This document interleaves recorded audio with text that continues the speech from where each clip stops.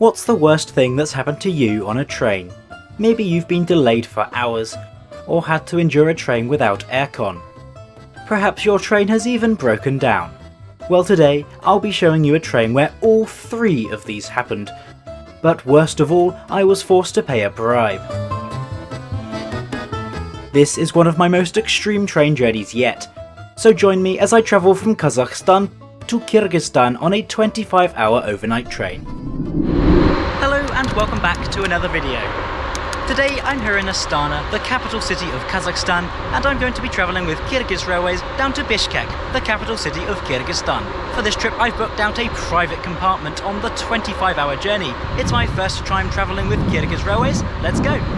This is Astana-Nurly Zhol station, one of the two main stations serving Kazakhstan's capital. Despite being such an important station, it certainly doesn't look to be centrally located. Indeed, it's quite a pain to get here, with a taxi ride taking up to 45 minutes in peak time. Buses are available, but likely to take considerably longer. A metro was supposed to open around 2010, however the system remains in a half-built state, and as such is unusable. But for now, let's just head inside. The ground level of the station is completely empty, with the exception of a car dealership. A rather strange thing to have in a building dedicated to railways. Access to the main concourse can be achieved by finding one of the two small security rooms down here. After passing a quick airport-style security check, you take a lift up to the central hall. This is where the station comes to life, and there's actually quite a lot of facilities here, unlike the downstairs areas. One thing I always appreciate is a station model, this one showing Nurly Zhol, where we are now.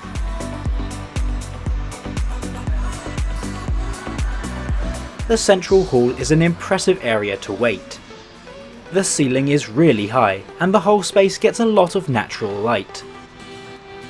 It's easily the most modern and well-equipped station in Kazakhstan, even if its location is pretty poor. There are even a few posters that show some of the natural beauty of this amazing country, a few spots I'd even visited myself. Heading to the north end of the station, we can find many shops and food outlets. This includes a Burger King fast food restaurant, with a great view of some construction sites, if that's what you're into. You can also find some ticket counters along the corridor, but this train is bookable online via the Kazakhstan Temir Joly website. This is best advised, as the train usually sells out 45 days in advance, the same day it goes on sale.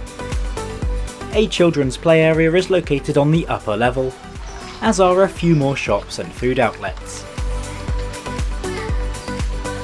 You can also enjoy a view over the central hall, or look down on the station's 6 platforms. This is my train arriving now, number 406 to Bishkek. It has already travelled for some 39 hours from Kazan in Russia, and its journey is far from over. About half of the train is in Kazakhstan's blue and orange livery. These carriages will detach en route and serve Almaty, Kazakhstan's biggest city. My portion is formed of Kyrgyz carriages in an all-over green livery, which I'll be catching to Bishkek, the capital of Kyrgyzstan. The combined train will depart at 19:10, so let's head down there and get on board.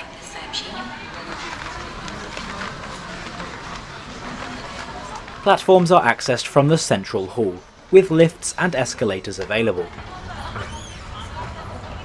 With 15 carriages, the platforms can get very busy. Luckily, my carriage was located nearby the escalator. Tickets and passports are inspected at the door, and I'm soon able to board. Getting on this carriage is like travelling back in time, with a dimly lit and sweltering hot corridor. The carriage was built in the 1980s, and back then this would have been considered a luxury experience, second only to jet aircraft. I've booked these 4 beds today to allow for a private room, making filming easier. Today's route will see us running down the main line in eastern Kazakhstan overnight, splitting at the station of Shu before continuing across the border into Kyrgyzstan and Bishkek. The journey is scheduled to take 25 hours and 28 minutes to cover 1,286 kilometres, or about 799 miles. We end up departing Nurly about 7 minutes late at 19:17. On the way out of the station, I see a Tulpar-Taugo train, the newest generation of train in Kazakhstan. Despite looking like a high-speed station, progress out of it is exceptionally slow. Still, at least there's a lovely sunset going on outside the window. But shortly after departure, something happened that I have never experienced on a train before. I was called down to the staff compartment for a little chat. Okay, so I was basically called down to the Provodnitsa's compartment at the end of the carriage, and they asked for a bribe so that I could keep all of my beds here in the compartment. The price they were asking for kept going up and up, however I managed to negotiate it down to 20,000 tenge. The conversions will be up here. Really not impressive that Kyrgyz Railways are asking for bribes in effect, to be honest. Train companies really shouldn't do that, so not impressed. With that whole situation taking 20 minutes and leaving a rather sour first impression, I was determined to get on with enjoying the journey. But this certainly wasn't the last problem I'll be having on this train.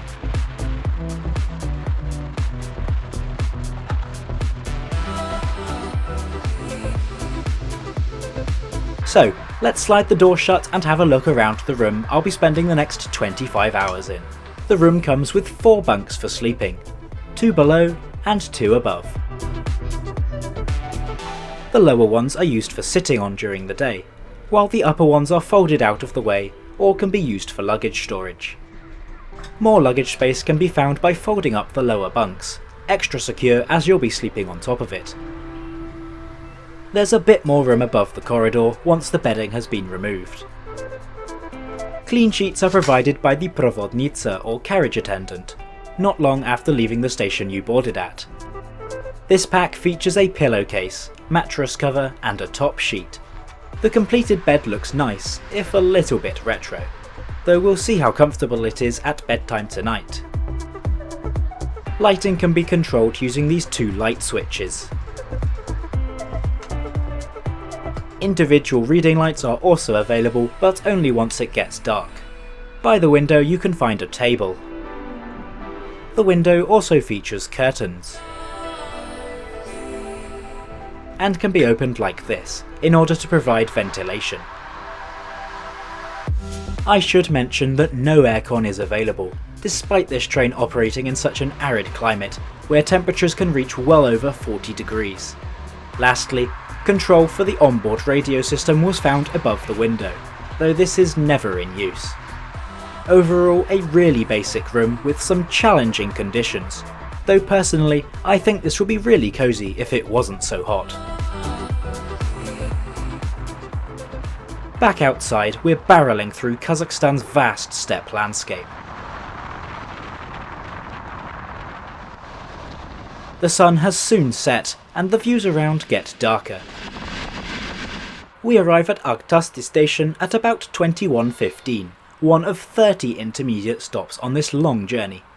Here we are overtaken and crossed by higher priority trains, such as train 83 from Karaganda to Samara in Russia.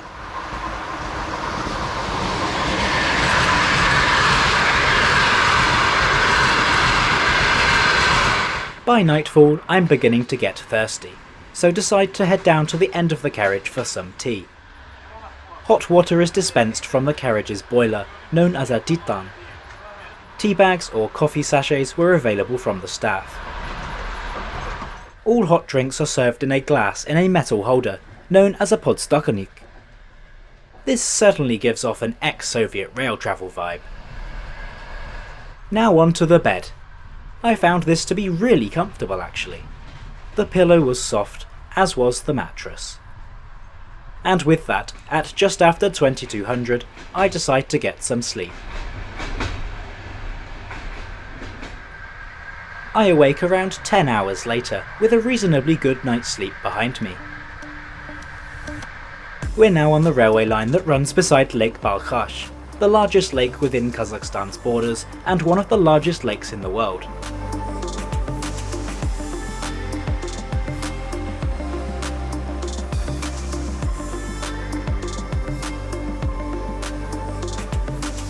The train stops many times at smaller towns and villages by the lake. This one is Minaral, with a population of just 650 people. I can't imagine there are many places that small to receive an international rail service. Faster trains of course miss this stop out, allowing the Astana to Almaty express train to overtake. I really enjoyed this part of the journey, with the winding curves in the flat landscape allowing for an unrivaled view of the entire consist. And despite the flatness of the surroundings, there were occasional interesting things to spot, such as this salt flat in the distance.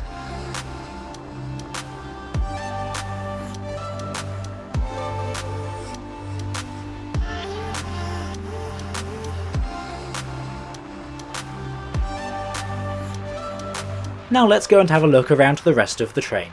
The train has two classes. I am travelling in Kupe, which is basically second class. The rest of the train is Platskart, a third class sleeper. This features open plan bunks with 54 beds crammed into a carriage. This is definitely not recommended if you value your comfort or privacy, but it does give a 25% discount. More on the pricing later on. First class is not available on this train, but is generally similar to Kupe, with the top two bunks omitted. Two toilets are provided per carriage, one located at each end. This was not pleasant. The toilet had a filthy toilet seat, as well as grips if you prefer to squat. It also emptied directly onto the tracks. On a more positive note, soap was provided and kept stocked up throughout the entire journey. A lot of first timers on this type of train get confused about the tap. Just press the bottom and water will come out. And if you are expecting a restaurant car on this long international ride, then you can forget it. There are no official catering services on the train. You may see the occasional person pass through with some dried fish, but I can't really say I fancied that. It's probably best to bring your own food and drink, but I'll show you the other way to get refreshments later on, when I get hungry. And I nearly forgot. Don't expect to find plug sockets in your room at all.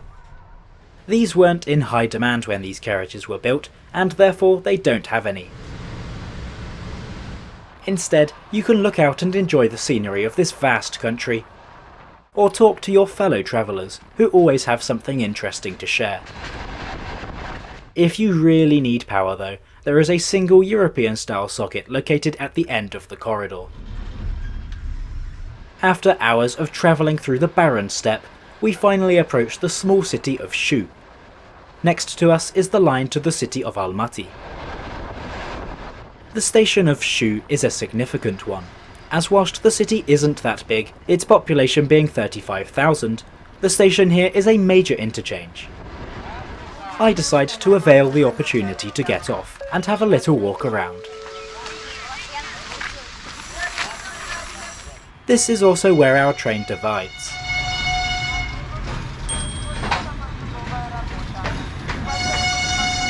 The portion on the left reverses to run to Almaty, while we continue with a new locomotive to Bishkek. Shu Station also provides an excellent opportunity to go shopping. There are loads of platform vendors selling baked goods, packaged snacks, with ice-cold water being a local favourite on a day like this. Departure from Shu is on time at 1300. Our train is now being hauled by one of these Soviet-era VL-80 locomotives. I'm sure you can guess what the VL stands for.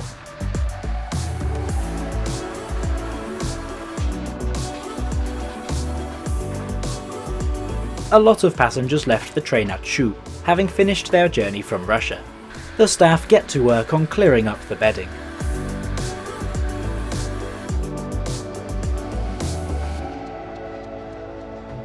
This station is Turksib, in the town of Lugovoy. Turksib comes from the name of the railway we're currently on, that being the Kyrgyzstan to Sibir or Siberia route. At this point, our locomotive changes again, so I decide to have a look. As all railways in Kyrgyzstan are unelectrified, we'll be requiring a diesel locomotive from here. This is 2TE10V-4060A, which sounds more like a strong password than a locomotive. They normally run in pairs, so I hope this single section is strong enough for the train today. We'll see how that goes.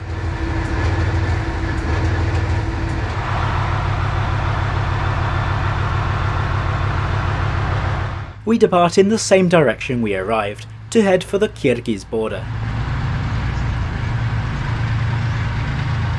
These locos are known for their noise and smoke levels, with this example definitely living up to that.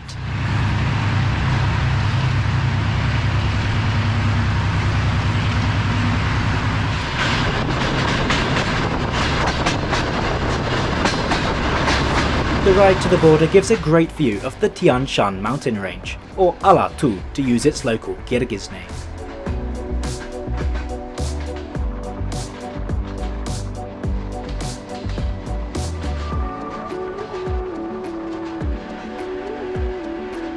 A little over an hour later, we arrive at Chaldivar, where the Kazakhstan exit checks will take place.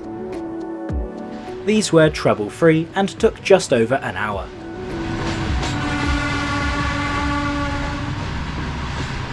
Up next was the entry to Kyrgyzstan. As the on-train staff demanded a bribe, I must admit I was feeling a little bit uneasy about this crossing.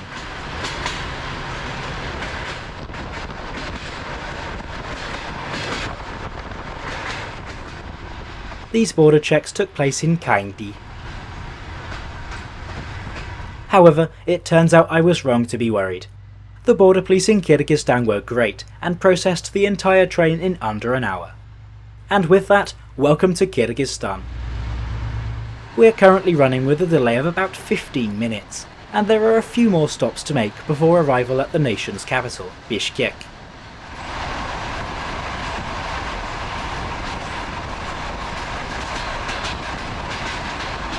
One of these stations is Belovodskaya, where things take a turn for the worse. Just outside of the platforms, the train comes grinding to a halt. The engine has also switched off, and it seems to me that we're going to be stuck here a while. And sure enough, the driver walks away from the locomotive. After sitting around for half an hour, we're dragged back to the station by a rescue locomotive, though it's definitely not very fast.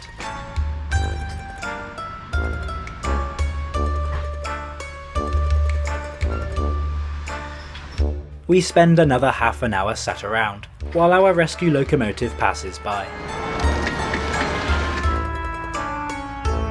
5 minutes later, another one of these shunters passes. I decide to jump out of the train to see how things are going up front. And here, both of the TEM2 shunters are coupled to the front of our train, alongside the broken down half of a 2TE10V. Finally, the consist pulls out of Belovodskaya an hour after we broke down. Personally, I was quite impressed by the response to this incident. We only lost 1 hour due to a total failure of the locomotive, which is actually not that bad. Anyway, on to how much this journey cost. I bought 4 tickets and had to pay an additional bribe.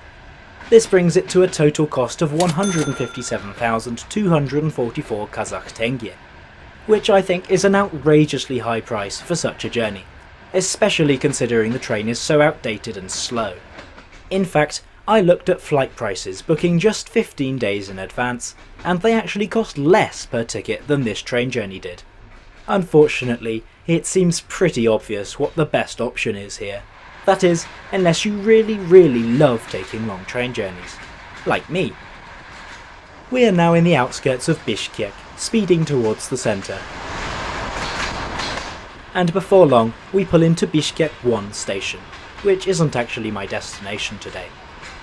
We don't even fit on the platforms here, so I'd usually recommend staying on to the other station. Overall, not a very impressive train journey at all.